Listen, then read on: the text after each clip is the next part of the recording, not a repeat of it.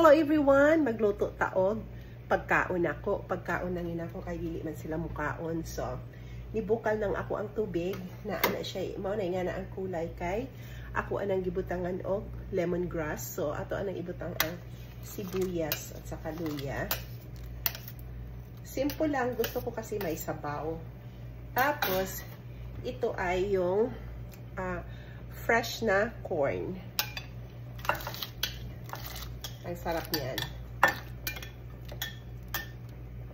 Okay, lutuin muna natin yan. Tapos, kung may sesame oil lang kayo, lagyan ko ng sesame oil. Pwede din wala. Kaikikan ko lang to. Tapos, takpan natin hanggang maluto. Ato nang i-add ang carrots o beans. Ana lang siya kadali.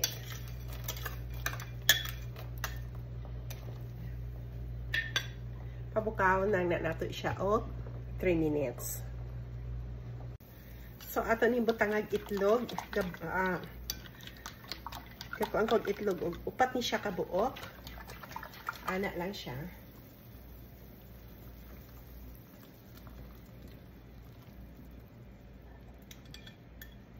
Ana lang siya kadali. Ayan.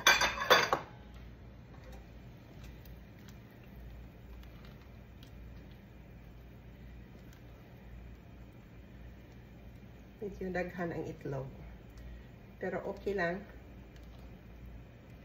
Unya.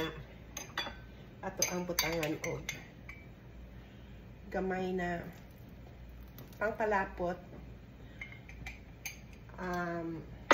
Cornstarch. Okay. Unya. Ibutang na nato ang gulay. Kabi, lettuce. Ang akong ibutang ani. Unya.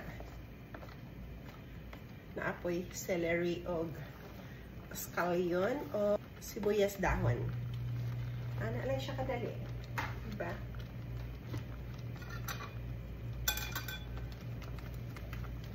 So, di nato siya i-overcook.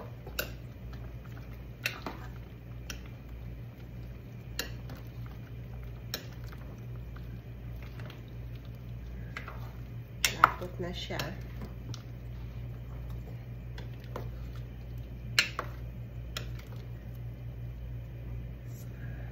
Anak lang siya. Diba? Lami kaayo ni siya. Kay healthy pa. So, mauna ang ato ang sabaw na corn soup. Daghang salamat sa tanan. Mga una ta. Bye for now.